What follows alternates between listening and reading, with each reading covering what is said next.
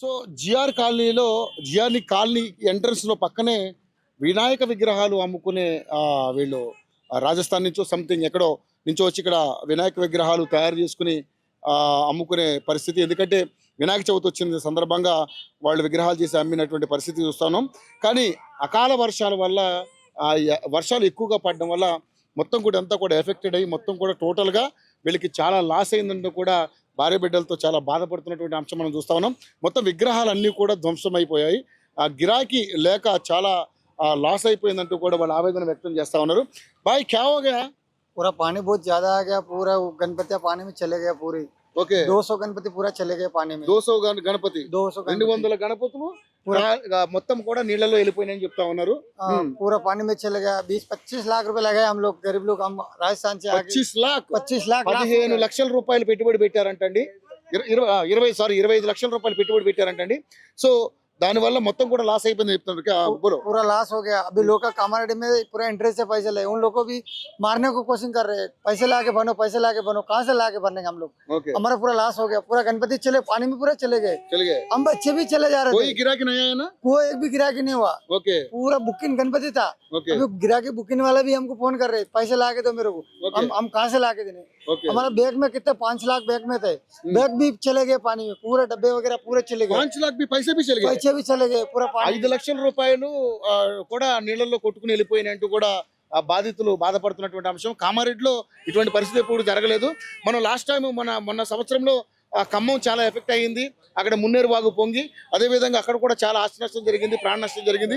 So ఇక్కడ కూడా ఆస్తి నష్టం జరిగింది. అదే విధంగా వీళ్ళ దగ్గర పాపం ఈ విగ్రహాలు అమ్ముకుని బతికే వీళ్ళు కూడా 5 లక్షల రూపాయల క్యాష్ నీళ్ళలో కొట్టుకుపోయిందంటూ, అదేవిధంగా 25 లక్షల రూపాయల పెట్టుబడి కూడా సర్వనాశనం అయిపోయిందంటూ కూడా బాధపడుతున్నటువంటి అంశం. క్యా మాజీ క్యా హో గయా?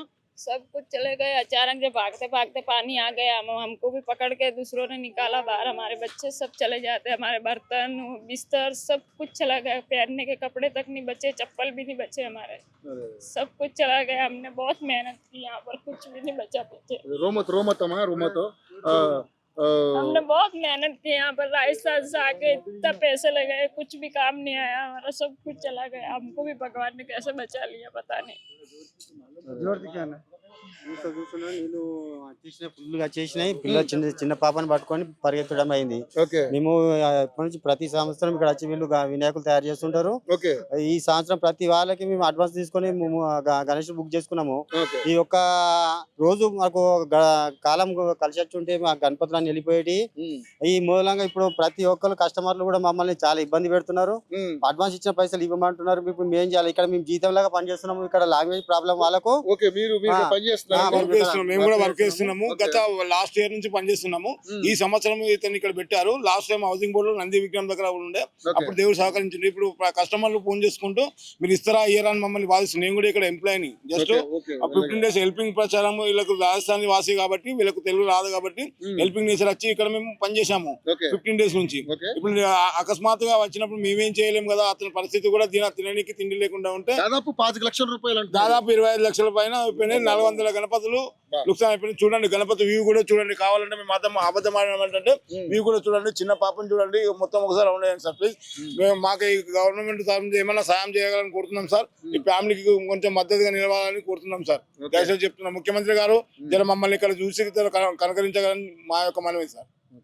సో సార్ పెద్దయినా మీరు కూడా చెప్పండి, నిజంగా అంటే వీళ్ళకి హెల్ప్గా వీళ్ళ లాంగ్వేజ్ ప్రాబ్లం ఉంటుంది కాబట్టి మీరు కూడా ఇక్కడ వర్క్ చేస్తూ పొట్టబోసుకునే పరిస్థితి మీది. మీరు లాస్ ఇప్పుడు ఏంటంటే సార్ ఇక్కడ వీళ్ళు వచ్చేసేసి ఏంటంటే లాంగ్వేజ్ ప్రాబ్లం మన వాళ్ళకి. అందుకే వీళ్ళకు తెలుగు రాదు, మన వాళ్ళకి హిందీ రాదు సరిగా. ఏదో మేము బుకింగ్ చేసుకోవడము, వాళ్ళకు మాట్లాడి కమిషన్ చెప్పి బుకింగ్ చేసుకోవడము అలాంటి జరిగింది. ప్రతిసారి కూడా మేము ఇదే చేస్తున్నాము. ఈసారి అనుకోకుండా ఇంత అకస్మాత్తుగా వర్షం వచ్చేసరికి అంటే మీ ప్రాణాలు చేతిలో పట్టుకొని వెళ్ళవలసి వచ్చింది. చిన్న పాపను చేతిలో పట్టుకొని ఊరుకోవడం జరిగింది సార్. ఇంత చాలా ఘోరంగా జరిగిపోయింది ఇక్కడ. ఇప్పుడు మన మాకు తెలిసి ఎప్పుడు రాలేదు సార్ ఇది. ఇలాంటి వర్షం మేము ఇప్పుడే చూస్తున్నాము. ఎప్పుడు రాలేదు సార్ ఇలా. సో నిజంగా ఇప్పటికీ కూడా వర్షం చూస్తున్నారు కదండి, ఘోరంగా కురుస్తూనే ఉంది. పాపం దాదాపుగా 25 లక్షల రూపాయలు పెట్టుబడి పెట్టి గణేషులను తయారు చేస్తే ఆర్డర్లో బుక్ చేసుకున్న వాళ్ళు ఇప్పుడు విగ్రహాలు ఇమ్మని వాళ్ళని ఒత్తిడి చేస్తా ఉన్నారు. సో ఏదేమైనప్పుడు కూడా మనం లోపలికి వెళ్ళి చూద్దాం. ఘోరంగా డ్యామేజ్ జరిగింది. మనం పరిస్థితి చూస్తుంటే విపరీతంగా విగ్రహాలన్నీ కూడా మొత్తం టోటల్గా డ్యామేజ్ అయినటువంటి పరిస్థితి మనం చూస్తూ ఉన్నాం. చూసారు కదండి ఎంత ఎఫెక్ట్గా ఉందో.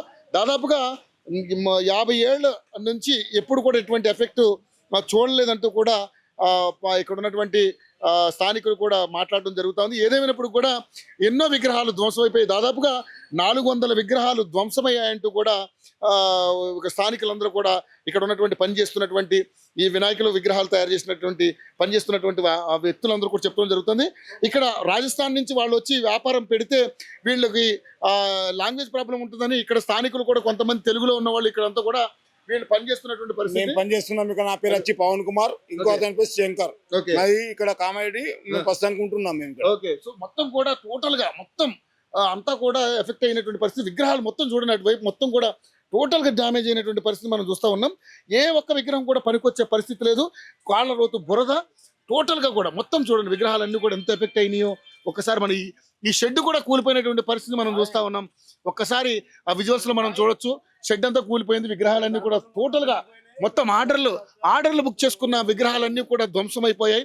ఇది ఘోరంగా ఒక 30 లక్షల దాదాపుగా 30-40 లక్షల వరకు ఆస్తి నష్టం జరిగిందంటూ కూడా స్థానికులు అదేవిధంగా ఇక్కడ ఉన్నటువంటి వ్యాపారానికి సంబంధించినటువంటి వ్యక్తులందరూ కూడా బాధపడుతున్నటువంటి పరిస్థితి మనం చూస్తూ ఉన్నాం.